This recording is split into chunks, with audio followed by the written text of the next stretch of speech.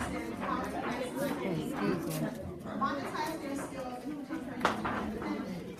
She is also very passionate on preserving our lead environment for swap life movement by educating and empowering others of the benefits of swapping fashion while staying true to her brand and saving more money, aka stacking points, which has helped her stack 30,000 in just 1 year by swapping and not shopping. She shares her collection of financial strategies and tactics to help you stack more points, create a solid financial foundation for you and your family in swap fashion. The goal is to save more money, spend smarter, invest and create generational wealth. Thank you so much for that, Odetta King. Hello, hello, hello. Can you guys hear me? Yes. Awesome. Well, thank you guys so much for being here. I think this is towards the end of this amazing event. My name is Odetta King, also known as the Swap Queen and Coin Strategist. And I'll give you a little story how I got into all of this. First, I will say I'm absolutely zero debt free. I teach personal finance. I have a couple of my students floating around here. Say hi, guys. So what I do is, how I all started this is, back in the days, I used to love partying. A lot of my friends are in the fashion scene, so we'd go out every weekend and spend a lot of money buying clothes, shoes, accessories, really nice stuff, but it cost us a lot of money. And because we were into the party scene and the fashion scene, we would not be caught repeating our outfits. Yeah. Like we wear something once or maybe twice, and then we just have it in our closet, and that was it. And we're going out every weekend, and we're spending money every weekend. Like I literally remember, like my paycheck was just going in stupid stuff. Now that I look back, it was stupid stuff because it's just clothes. It's clothes, it's nice clothes, it's shoes, it's accessories, all that stuff that we get consumed and bogged down in buying because we say, oh, well, it's cheap, or it's cute, or it's on sale.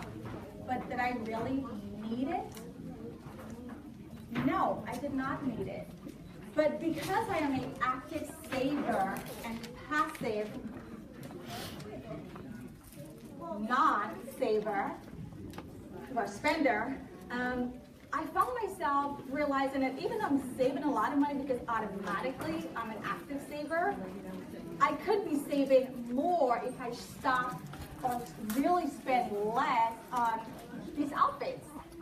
So as a result, we started having these swap events with me and a few of my girlfriends because again, they're into fashion and they're not repeating their clothes, and something that's super nice for them, they wore it once, twice, they're like, I don't want it. And for me, it's like golden. Oh my God, I'm getting a free outfit.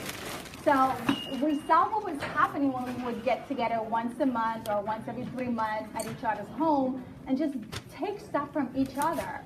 Because I'm sure, how many of you right now have things in your closet, brand new, or maybe used ones, whether it's clothes, shoes, pocketbooks, veils, brand new. How many of you have stuff brand new in your closet right now?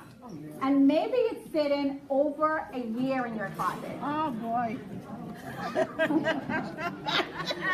Maybe longer. Maybe longer. She said longer. So that's money that's wasted. That's money that could have been put into a savings account, a retirement account, paying down your debt. That's money that's sitting in your closet, right?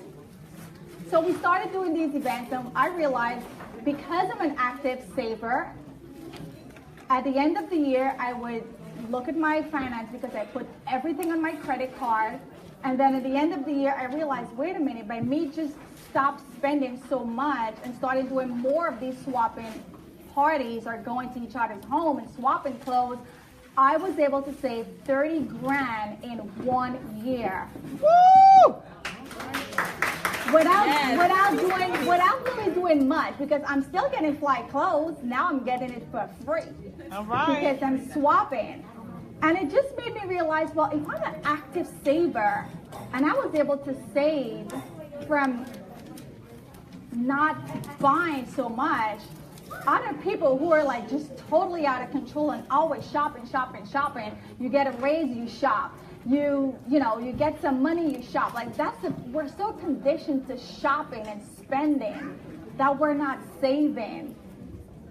So this is how my financial journey started with me, helping people understand, one, if you spend less on clothes, on shoes, on accessories, you could be having more money just by doing that basic thing.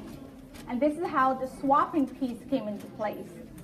So fast forward to today, after I started doing these swap events, I realized that a lot of people, they want to know about finance. They want to know, okay, yes, I see that I'm saving some money in swapping, but I want to know more. I want to know how I can reduce my debt. I want to know how I could save more money. I want to know how I can start investing more money. And so I got onto the finance piece of it. And now we're in a financial literacy campaign where we're empowering close to 1 million people in the USA and Canada, teaching financial literacy and helping people understand basic concepts, basic things that they can do. All right. Oh my God, why did you guys tell me earlier? You speak loud, but that's better. Okay. Yeah. Why? Like, I gotta hold it up? No, let me see talk. Basic, no. You could do it. Take it off your. Yeah, take it off. Probably put it Can to you the help me? side. Yeah. Duh.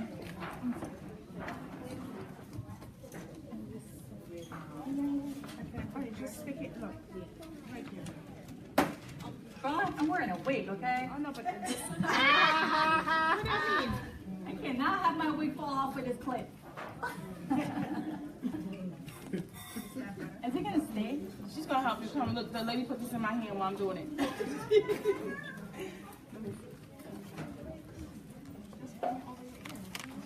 Yeah, but it's not staying. I'm gonna get it. We're gonna get it.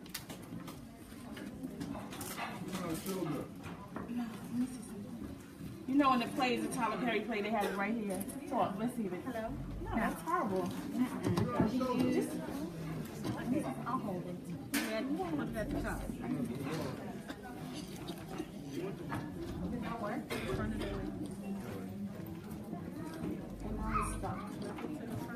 The mic is working? But you can't have both. Yeah, let her take the mic. Yeah, let her take I'll hold it. I'll hold it. the mic. No, this is easier to hold. Yeah, the mic's gonna be heavy. Okay. Sorry for the interruptions. Can you guys hear me better now? Yes. Awesome.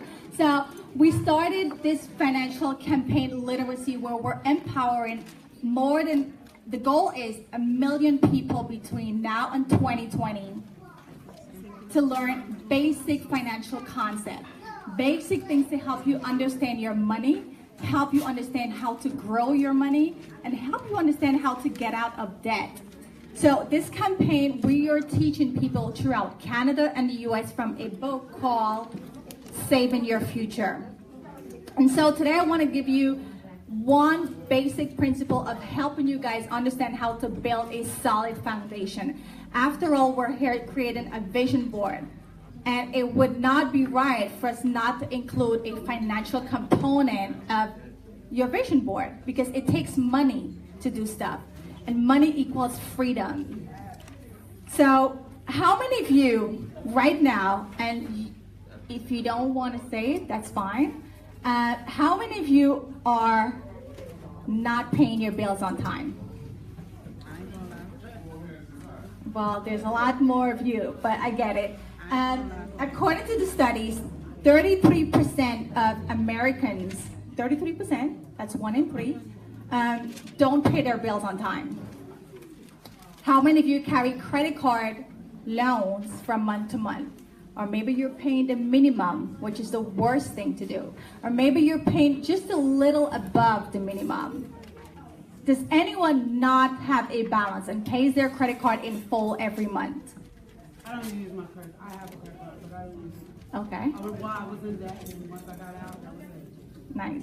Well, if you understand how to use credit card to leverage your finance, it's a powerful tool. But unfortunately, a lot of us, because we're not savvy, or maybe we're not privy, or maybe we don't understand how to leverage credit. We're afraid to use credit because we think we're going to go in debt, we're not going to pay it on time, it's going to carry a balance, and so forth. I buy everything on my credit card. I do not pay cash, ever. You know why? Tell us, please. Because your money, when you put your money on a credit card, it works beyond that transaction. Wow.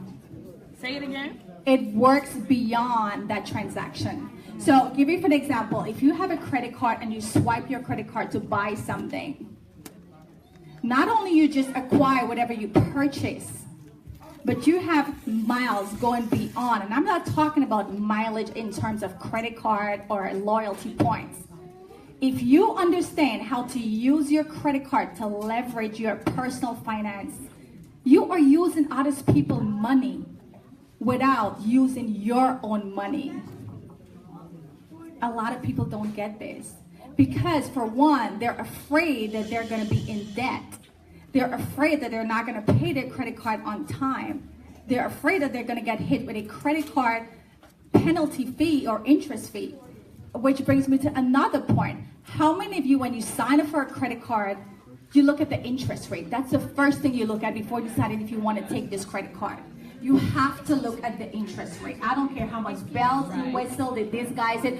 Your interest rate is what's going to make you either take or not take that credit card. And if you do take it, can you afford to pay it off in full every month? Because if you do not pay it off in full every month, you're not building wealth.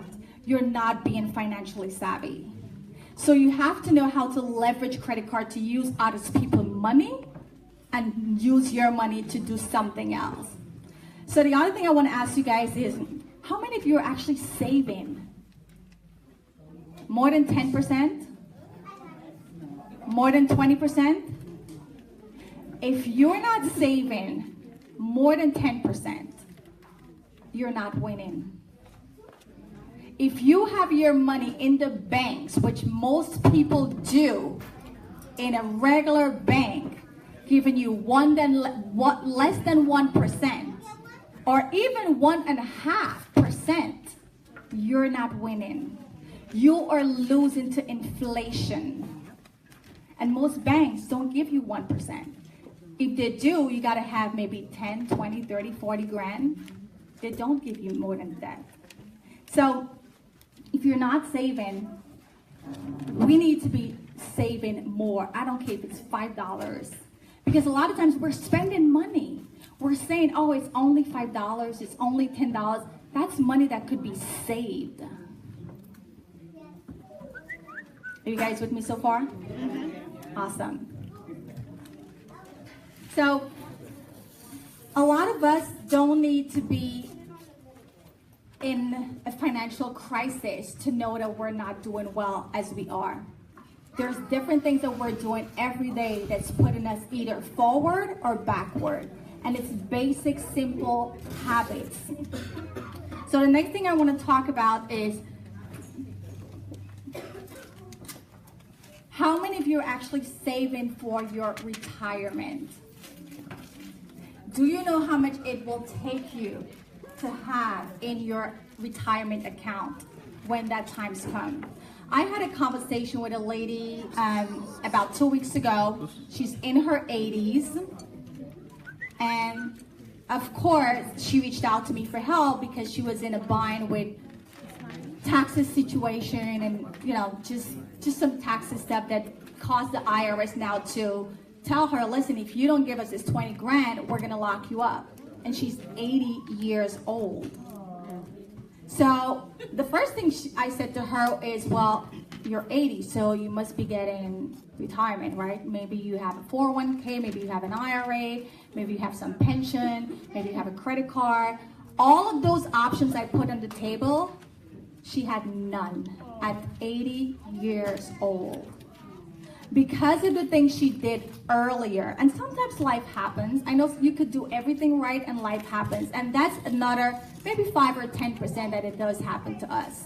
That you do everything right and life still happens, and then you have to deal with it.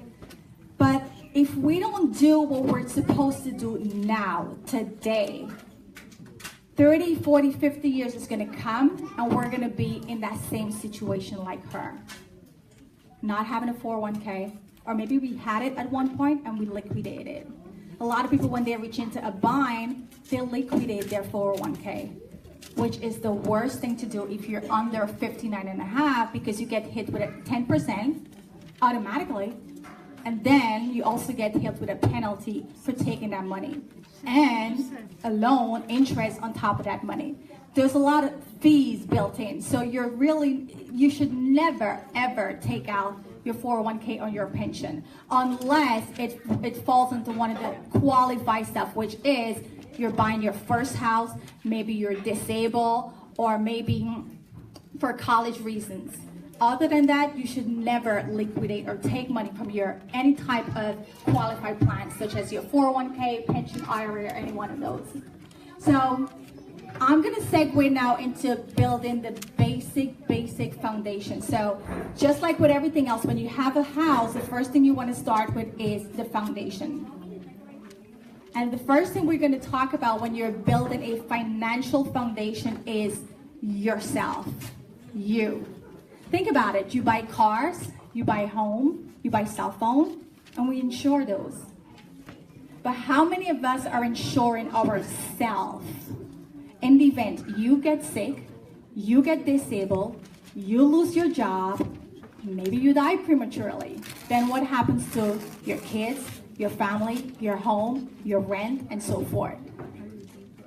This is why sometimes we see when people die, there's a lot of GoFundMe, or there's people begging for money for funeral. But guess what? The funeral cost is just the tip of the iceberg. It's a domino effect. We're only gonna see, oh, well, let's put some money for the funeral, but there's so much more stuff going on beyond the funeral once that person has been buried. The kids are struggling, maybe they have to move into another family member homes. There's so many other things. So it starts with you protecting yourself. And how do you protect yourself? By getting insurance. Insure yourself. You're insuring your car, you're insuring your home, you're insuring your cell phone. Why not insure yourself? Especially if you have kids, especially if you have people that are dependent on you for you to take care of them. The second level that we're going to talk about when it comes to building a solid foundation is debt. I don't care how much money you have in the bank. If you have debt, you are not winning, because your debt, your interest on your debt, the way the debt system is set up, is always higher than any form of investment or any form of savings you have in any bank or any institution.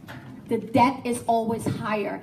18%, 19%, 20%. Where are you going to get an investment for 20%? Where are you going to get an investment at a bank for 20%? So if you have debt, you've got to be monstrous about tackling and getting rid of your debt. If you have debt. Because it doesn't matter how much money you have, your debt will eat it all away. How many of you have debt? Or I should say, who's debt free? Kudos, love it. 1, 2, 3, awesome. And 4, myself. I've been debt free for as long as I've been living in the country. I'm not from here. I'm from Georgetown, Guyana. My mom is in the back. And I came to this country thanks to my mom and my dad. They brought me here when I was 21 years old. I pushed myself through college, loved my parents, but they never said, Odetta, you need to go to college. Odetta, here's the tuition. Odetta, here's some money for your books. They never said that. And I don't, it's just the way it is. But for some of us, I have this inside thing in me that I knew that I had to go to school. I knew that I wanted to do something more. And so I put myself through college, and through associate, bachelor's, master's, I graduated all those schools with 0 debt. Some of us have it in us, and some of us have to learn it. Fortunately for me, it's just a natural thing. I've never attended any financial workshop in school. I've never really sat with a counselor and they said that this is how we're going to do it for you not to graduate with debt. I just knew that I like saving. and I paid for my tuition, and I got a job, and I worked my way up in corporate America, and my job subsidized my school fees, and I graduated without a debt. And when I graduated at NYU, a lot of my peers were saying, well, Odetta, what are you going to do now? And I said, well, I'm just going to get a raise. I'm already in the business. I'm just going to get a raise. And I just got a raise, and a lot of my students or parents and peers are working, but they're working to pay the debt. So which brings me to my students that are in this class tonight. I think I have about 9 or 10 of you that are from university. I preach to them, yes, you're in school now, but you want to make sure that you're graduating with 0 debt. Because if you don't graduate with 0 debt, you are not winning. You're going to start your career, and before even getting a paycheck, you already owe somebody. Before even starting your adulthood and getting a mortgage, getting a car, getting kids, you're already in debt. So the second layer is to really attack your debt and make sure that you have little to 0 debt. The goal is 0. But obviously for some of us, it may take years, but you've got to be so vindictive and focus on your debt. Every little money you get, put it towards your debt. Not shopping, not going on trips, or maybe yes, but put some of that money to your debt. The third phase about building the financial foundation talks about emergency and your savings. So now we have the foundation, we secure ourselves, we're protected, we tackle our debt, that's step 2. Step 3 is savings and setting up your emergency. Because again, if you have 6 months emergency and you're in a lot of debt, where's that money going? Back to the debt. And the debt is 20%, 19%, 18%. Your savings is not giving you 19, 18, and 20% yet. Savings is giving you 1% or maybe 2, if so much. So the debt is what you've got to crush first. Once you've done with your debt, then you start working on your savings and your emergency. Now, a lot of experts say you should have 3 to 6 months emergency. And I'm going to say no. I've been unemployed several times throughout my corporate career. And it took me more than 6 months, because I was making over 6 figures, and it took me more than 6 months to get back a good paying job that's paying me 6-figure salary. So if you only limit yourself to 3 to 6 months, guess what? That's a 3 to 6 month stress. Now your back is against the wall, unemployment is running out, and you're going to take any job just to go back out there. You're going to take less than you were making just to go back out there because you only put up 3 to 6 months emergency. So I say go for more. Go for a year if you can. I remember 1 year, I stayed home for like 2 years, and I didn't even feel it because I had more than 6 months, more than a year in emergency saved up. And I was cruising and still, looking for a job, but not so much stress. Unemployment kicked in for the first couple of months, and then once that ran out, I piggybacked into my savings, and I was cruising and taking my time and job hunting. But if you only have 6 months, that's a stressful 6 months. And you're going to go get another job, and it may not pay you. Now, yes, you may get another job that's going to pay you more, but you don't want to put yourself in a box where you're only saving for 6 months. So you got to have more than 6 months emergency. And that emergency could be for anything that happens. Life happens. Maybe you lose your job. Maybe you get sick. Maybe your car breaks down. Something. And then the last part of building a solid foundation is now that you secure yourself, you've crushed your debt, you have your 12-month saving, the last part is investing. This is where now every money is going towards investment. That could be in the form of 401k, IRA, Roth, a business, real estate, some form of investment, your retirement. This way, when you're 80 years old, or when you're 75, or when you're 65, or when you're 55, whatever that age is that you want to retire, you have money and you can be free and not have to be going out back to work because your money is not there or it's not enough. And then we already know how Social Security is. even if you get it, it will not be enough.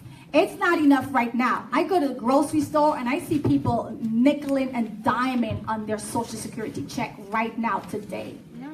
So 20, 30, 40 years from now, there's no guarantee it's going to be there. And if it is, it's going to be a drop in the bucket. That, my friend, is how you build a solid financial education.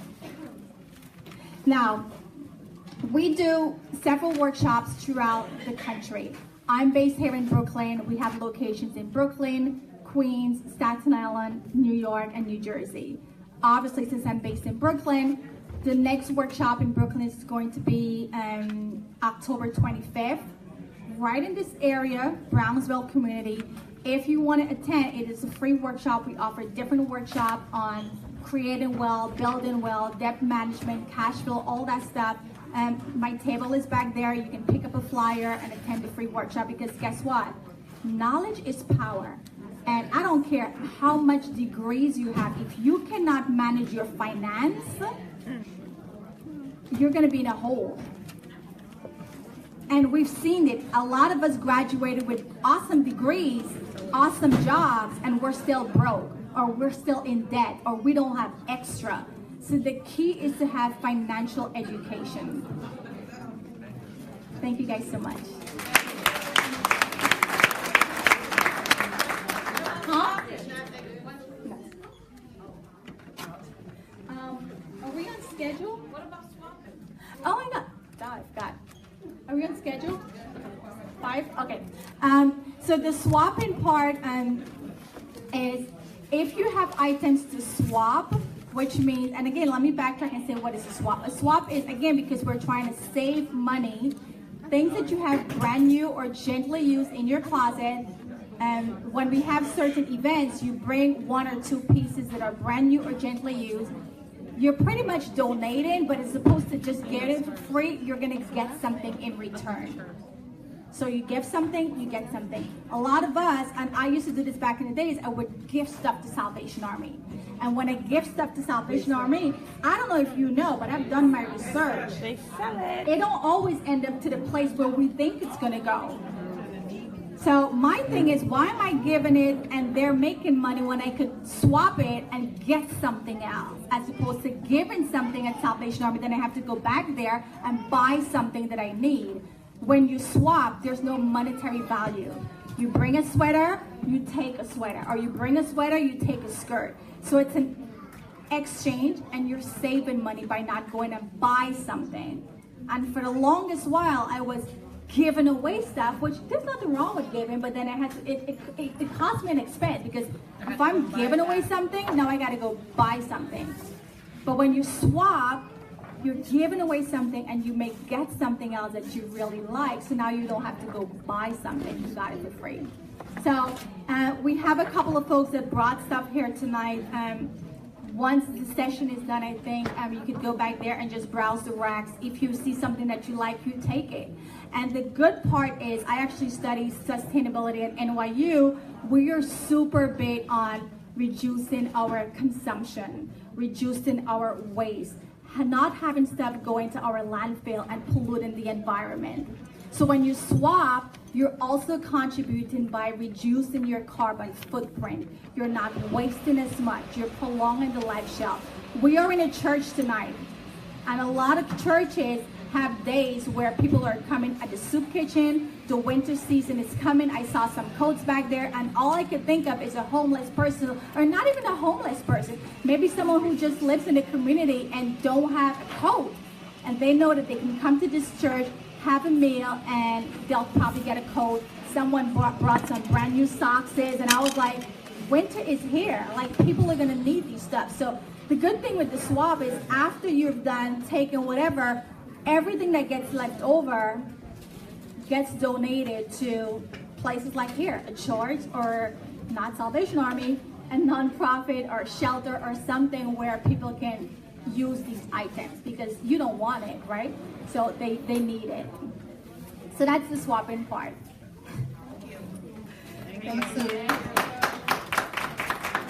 Odetta. Must be some Odetta. Okay, guys. Well.